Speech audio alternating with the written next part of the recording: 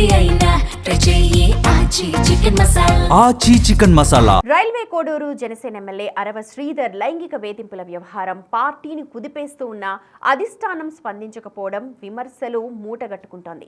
2 నెలలుగా బాధిత మహిళ వరుస వీడియోలు రిలీజ్ చేయడం, పరస్పర కేసులు, పార్టీ త్రిసభ్య కమిటీ విచారణ అన్నీ అటకెక్కాయి. దాంతో ఇంకేముందిలే ఇక అడిగేదెవరు అని ఎమ్మెల్యే మళ్లీ యాక్టివ్ పాలిటిక్స్ మొదలుపెట్టారో లేదో మళ్లీ బాధిత మహిళ వరుస వీడియోలు విడుదల చేస్తూ కలకలం సృష్టిస్తోంది. దాంతో ఎమ్మెల్యే ఫ్రస్ట్రేషన్లో ఆ మహిళపై దాడి చేయించి మరింత ఊబిలో ఇరుక్కుపోయారు. ఇంత జరుగుతూ ఉన్న జనసేనాని ఎందుకు సైలెంట్గా ఉన్నారు? ఎమ్మెల్యే అరవ శ్రీధర్ లైంగిక వేధింపుల వ్యవహారం ఎలాంటి మలుపు తిరగబోతోంది?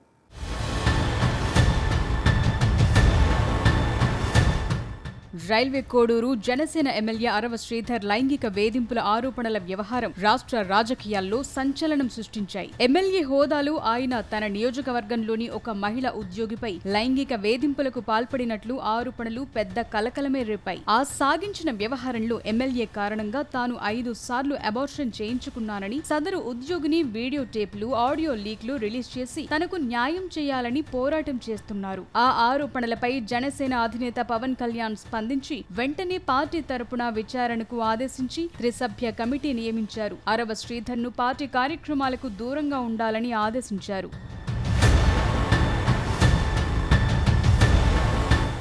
కమిటీ సైతం రైల్వే కోడూరు వెళ్లి క్షేత్రస్థాయిలో పర్యటించి ఎమ్మెల్యేపై వచ్చిన ఆరోపణలకు సంబంధించి విచారణ జరిపింది. సీన్ కట్ చేస్తే 2 నెలలు గడిచింది. కమిటీ తన నివేదికలో ఏం పేర్కొందో బహిర్గతం కాలేదు. పార్టీ పరంగా జనసేన ఎమ్మెల్యే అరవ శ్రీధర్ పై ఎలాంటి చర్యలు తీసుకోలేదు. దాంతో ఇంకే ఉంది, అంతా అయిపోయింది. అందరూ ఘటనను మర్చిపోయారులే అనుకున్నారో ఏమో, సదరు ఎమ్మెల్యే మాత్రం మళ్లీ దర్జాగా పార్టీ కండువాతో పార్టీ కార్యక్రమాల్లో పాల్గొనటం మొదలుపెట్టారు.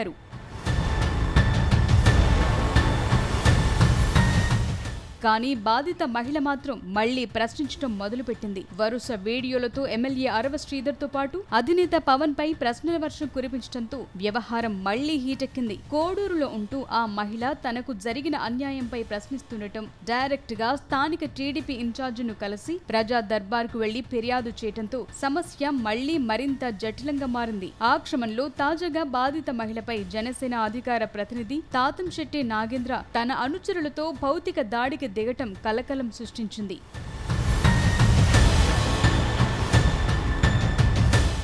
ఎమ్మెల్యే అరవ శ్రీధర్ పై ఎందుకు చర్యలు తీసుకోలేదు? విచారణ కమిటీ నివేదిక ఎందుకు బహిర్గతం చేయలేదని బాధిత మహిళ ప్రశ్నిస్తుంటే ఆమెపై జనసేన నేత దాడి చేయటం పార్టీని మరింత ఎరకటంలోకి నెట్టినట్లయింది. మహిళలకు అన్యాయం జరిగితే తాట తీస్తా అని ఆవేశంతో ఊగిపోతూ ప్రసంగాలిచ్చే జనసేనాని తమ పార్టీ ఎమ్మెల్యే వ్యవహారంపై చర్యలు తీసుకోవటానికి మీనమేషాలు లెక్కపెడుతుండటం ప్రత్యర్థులకు అస్త్రంగా మారుతోందంటున్నారు. ప్రశ్నించడానికి పార్టీ పెట్టానని చెప్పే పవన్ కళ్యాణ్ ఈ ఎపిసోడ్లో తానే ప్రశ్నలు ఎదుర్కోవాల్సి వస్తున్నా నోరు మెదపకపోతుండటం చర్చనీయాంశంగా మారింది.